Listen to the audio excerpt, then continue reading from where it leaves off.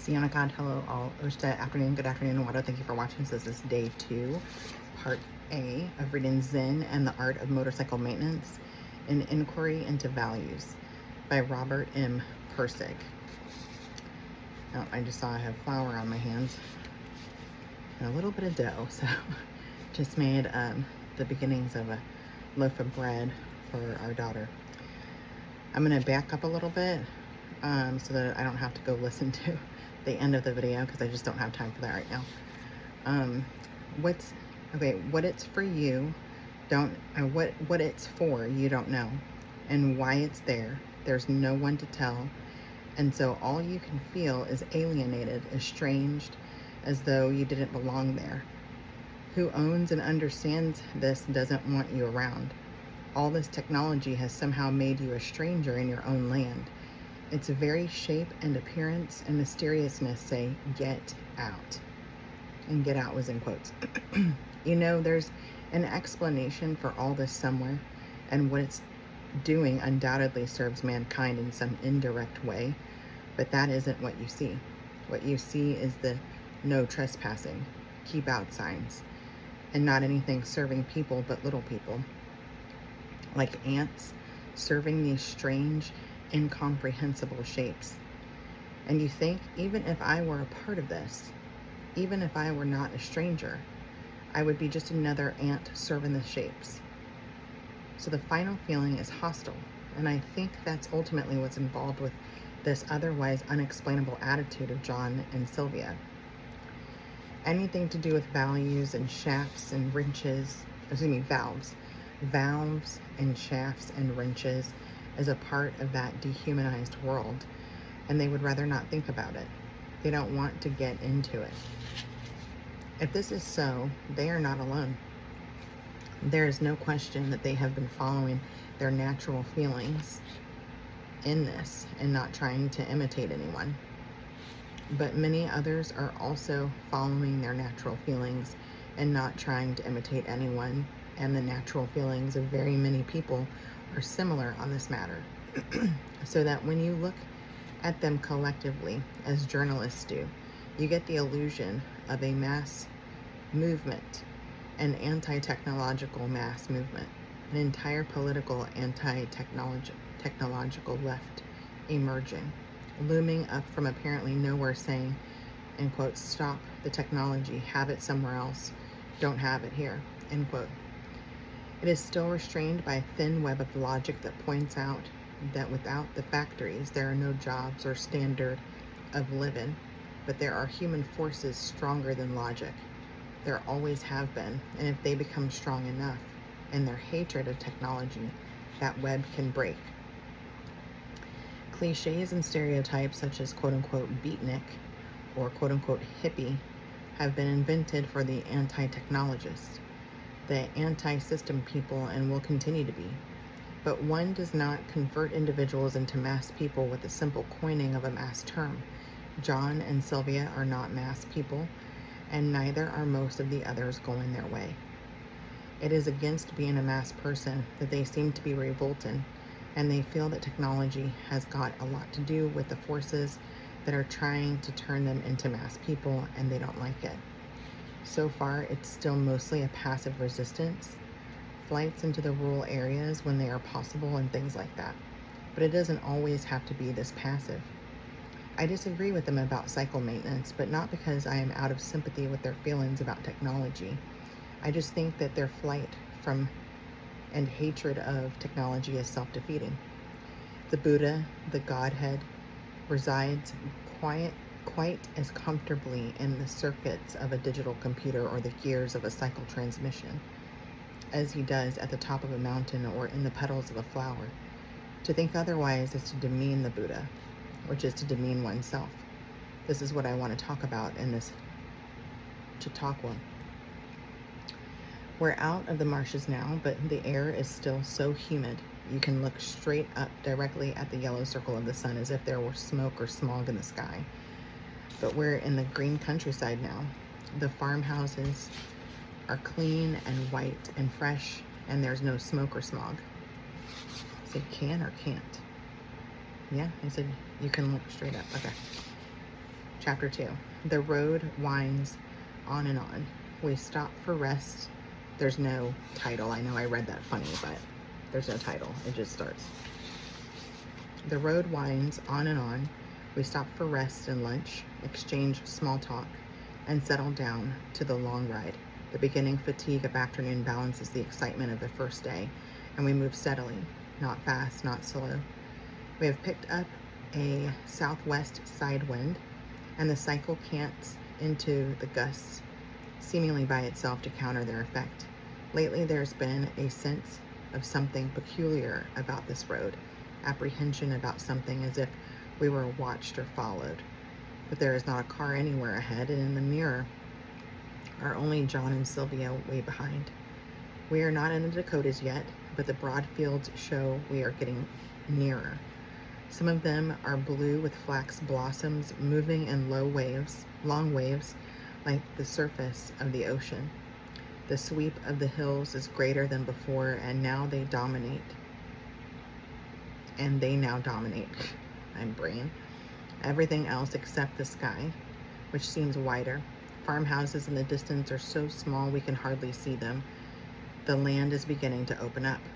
There is no one place or sharp line where the central plains end and the great plains begin. It's a gradual change like this that catches you unawares, as if you were sailing out from a choppy coastal harbor, noticed that the waves had taken on a deep swell, and turned back to see that you were out of sight of land. There are fewer trees here, and suddenly I am aware they are no longer native. They have been brought here and planted around houses and between fields in rows to break up the wind. But where they haven't been planted, there is no underbrush, no second growth, saplings, only grass.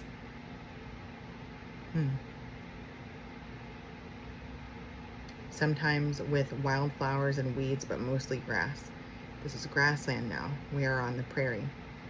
And that made me think about, there's a place in Texas that's like some ginormous, like, I don't know if it's like a resort or something like that, but they have non-native trees planted there, and I was just like, whoa.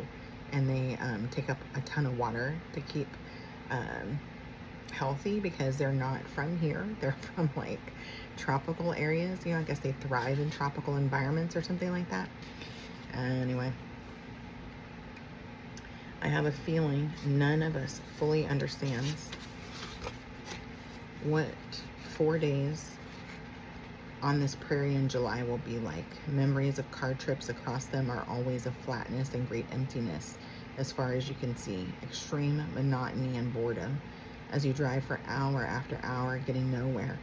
Wondering how long this is going to last without a turn in the road, without a change in the land going on and on to the horizon.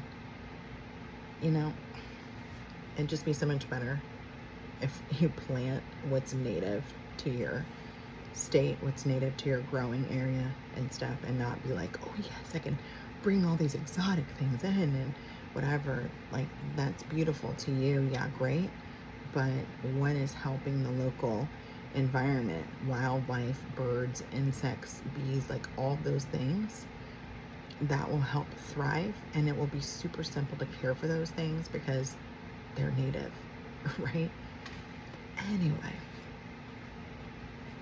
I think that we should be stewards of our properties that we have or that we are occupying at the time. So even if you don't own your own property, but you're renting, like, I believe it's a reflection of you, and I believe that we should leave it better than how we found it.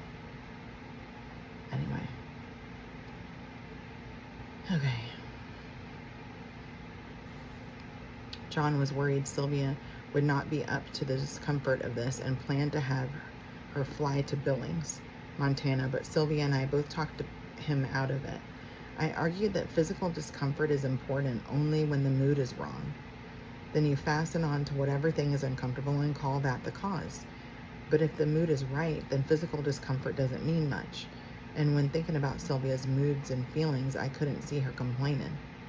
Also, to arrive in the Rocky Mountains by plane would be to see them in one kind of context as pretty scenery, but to arrive after days of hard travel across the prairies would be to see them in another way, as a goal, a promised land.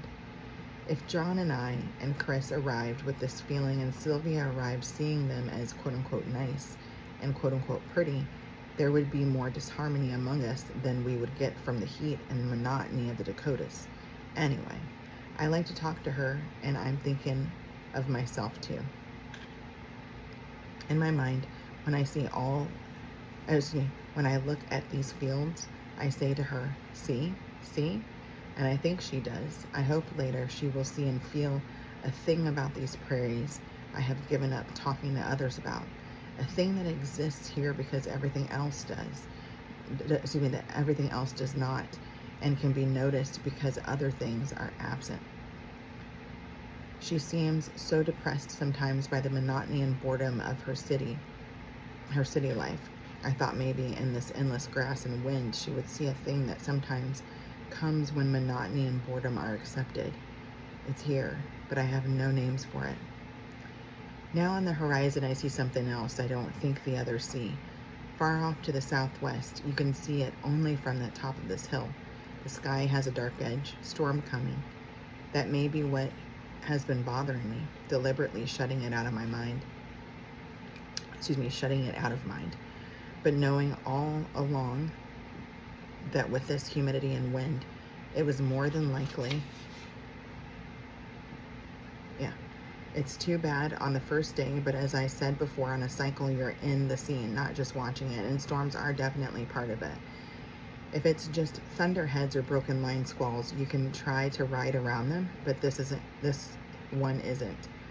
That long, dark streak without any preceding cirrus clouds in a cold front. Cold fronts are violent, and when they are from the southwest, they are the most violent. Often they contain tornadoes. When they come, it's best to just hole up and let them pass over.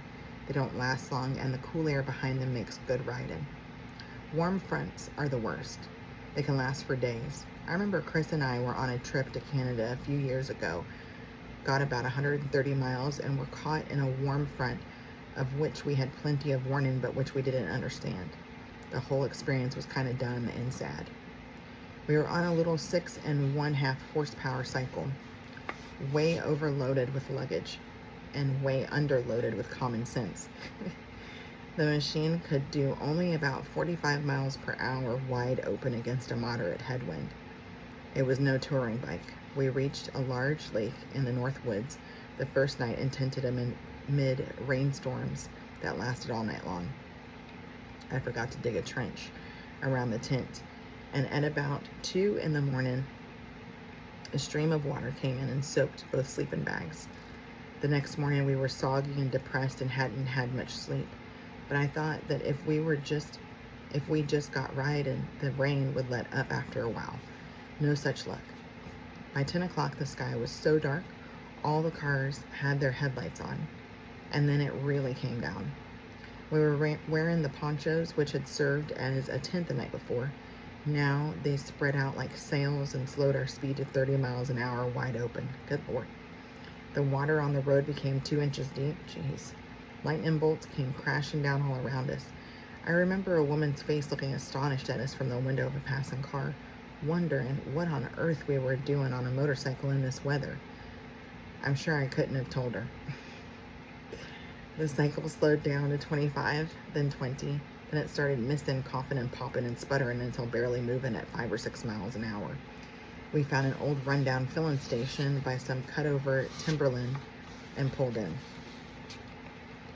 At the time, like John, I hadn't bothered to learn much about motorcycle maintenance. I remember holding my poncho over my head to keep the rain from the tank and rocking the cycle between my legs.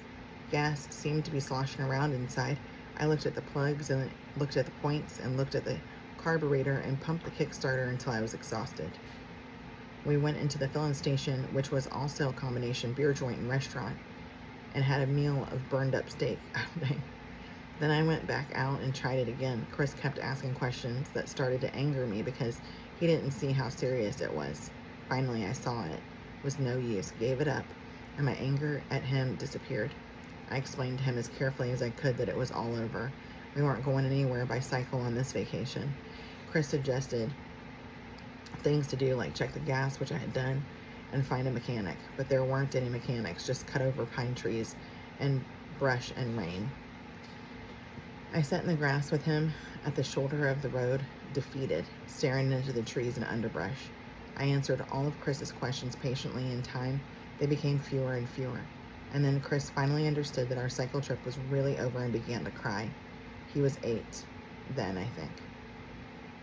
You know, I wonder if he's going to mention anything about, like, that storm or whatever causing havoc up ahead, and they were forced to ride it out for safety, because a lot of times that's what happens.